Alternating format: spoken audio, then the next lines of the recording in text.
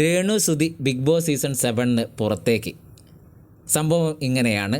നമുക്കറിയാം big boss season 7 prediction ലിസ്റ്റിലൊക്കെ തുടക്കത്തിൽ ഏറ്റവും കൂടുതൽ പറഞ്ഞു കേട്ട പേര് രേണു സുധിയുടേതായിരുന്നു. കാരണം സോഷ്യൽ മീഡിയയിൽ അത്രത്തോളം ചർച്ചയും വിവാദങ്ങളും ഒക്കെ നേരിട്ട് രേണു സുധി വലിയൊരു സോഷ്യൽ മീഡിയ അറ്റൻഷനിൽ നിൽക്കുന്ന സമയത്താണ് ബിഗ് ബോസിലേക്കുള്ള രേണു സുധിയുടെ എൻട്രി. ബിഗ് ബോസിൽ രേണു സുധിക്ക് ഒരുപാട് കാര്യങ്ങൾ ചെയ്യാനുണ്ടാവും എന്ന് രേണു സുധിയെ ഇഷ്ടപ്പെടുന്ന ആൾക്കാരും അല്ലാത്തവരും ഒക്കെ ചർച്ച ചെയ്തിരുന്നു. എന്നാൽ ബിഗ് ബോസിലെത്തിയ രേണു സുധി അക്ബർ ഖാൻ്റെ ഒരു സെപ്റ്റിക് ടാങ്ക് വിളി കുറച്ച് ചർച്ചകളും അതൊരു വലിയൊരു കണ്ടൻറ്റും ആയതല്ലാതെ രേണു സുധിയുടേതായി വലിയ കണ്ടൻറ്റുകളൊന്നും ബിഗ് ബോസ് സീസൺ 7 അകത്ത് ഇപ്പോൾ ഇല്ല എന്നതാണ്. കഴിഞ്ഞ ദിവസം അക്ബർ ഖാനും രേണു സുധിയും തമ്മിലുള്ള ആ സെപ്റ്റിക് ടാങ്ക് വിളിയുടെ പ്രശ്നം ലാലേട്ടൻ വന്ന് സോൾവ് ആക്കിയതോടുകൂടി രേണു സുധിക്ക് പ്രത്യേകിച്ച് ഒരു കണ്ടൻറ്റും ഇല്ലാതെ ബിഗ് ബോസിനകത്ത് നിന്ന് ഭക്ഷണം കഴിച്ച് ബിഗ് ബോസ് അവിടുന്ന് കാണുന്ന ഒരു രേണു സുധിയെയാണ് ലൈവിലൊക്കെ കാണാൻ കഴിയുന്നത്.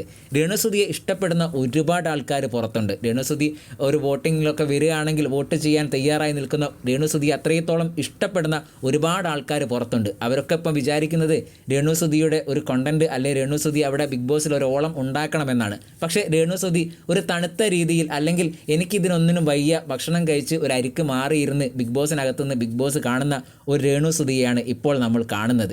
ഇങ്ങനെ രേണു സുധി മുന്നോട്ട് പോവുകയാണെങ്കിൽ ഒരു എവിക്ഷൻ പ്രക്രിയ നേരിട്ടുകയാണെങ്കിൽ രേണു സുധി പുറത്താകാനുള്ള സാധ്യത വളരെ കൂടുതലാണ്. അതുകൊണ്ടാണ് തുടക്കത്തിൽ പറഞ്ഞ് രേണു സുധി പുറത്തേക്ക്. ഇങ്ങനെ പോവുകയാണെങ്കിൽ രേണു സുധി പുറത്താവും എന്ന കാര്യത്തിൽ യാതൊരു സംശയവുമില്ല.